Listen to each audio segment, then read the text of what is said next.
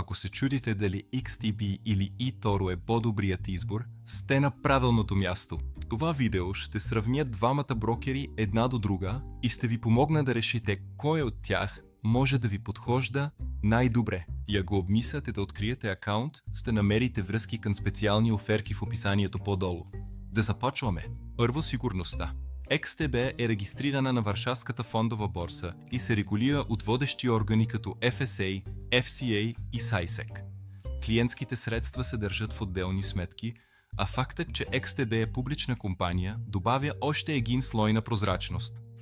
eToro, от друга страна, оперира по целия свят под лицензии от FCA, SISEC, ASIC и също така съответства на новите правила на MiCA в SS. Той също така държи клиентските средства отделно, следва високите стандарти за сигурност на данните и е известен като един от най-големите социални търговски брокери с популярната функция CopyTrader. Така че когато става въпрос за безопасност, и двамата брокери са на едно и също стабилно ниво – равенство. Сега нека разгледаме търговските платформи. XTB предлага платформа базирана на браузър, както и мобилни приложения за Android и iOS. Тя работи гладко и ви дава достъп до всички класически търговски инструменти, технически анализ, индикатори и инструменти за рисуване и създаване на стратегии. За да отворите позиция, просто изберете Актив, кликнете с десния бутон и изберете нова поръчка. Ще получите прост прозорец за поръчки, където можете да зададете размер на търговията, марж, вземане на печалба и стоп загуба. Платформата на eToro е достъпна и във вашия браузър и на мобилно устройство. Първото нещо, което ще забележите, е фокусът върху социалната търговия. Веднага след като влезете, можете да видите публикации от други търговци, споделящи своите пазарни прозрения. От лявата страна можете да проверите списъка си за наблюдение, да анализирате графики и да разгледате пазарна информация. Основната функция е, разбира се, CopyTrader, където можете да изберете инвеститор, да проверите техните минали резултати и автоматично да копирате техните сделки. Така че, кое е по-добро? Според мен, ако искате да търгувате независимо, XTB ви предоставя по-силни инструменти. Но ако сте по-заинтересовани от социална търговия и дългосрочно инвестиране, eToro може да е по-подходящо.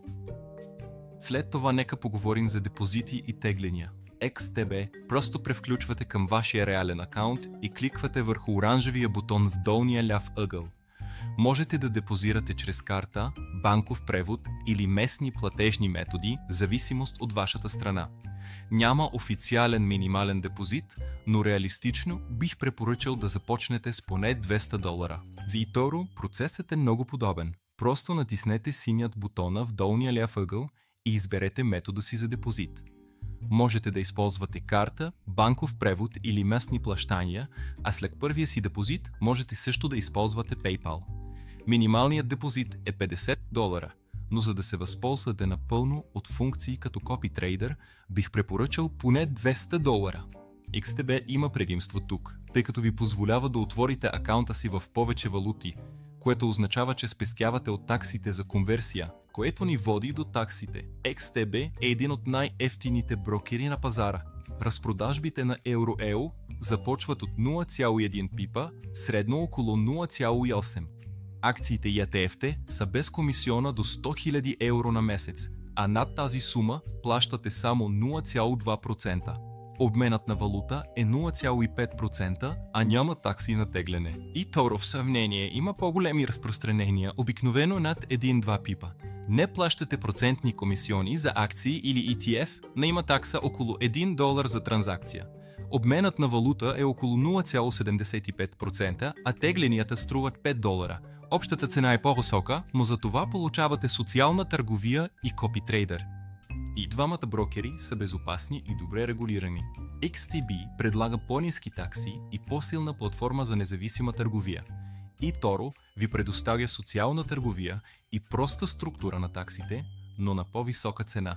Според нашето мнение, XTB излиза на първо място в това сравнение. В описанието ще намерите линкове към специални оферти за двамата брокери, така че ги проверете, ако сте готови да започнете. Ако ви беше полезно това видео, не забравяйте да харесате и да се абонирате за канала за повече подобно съдържание.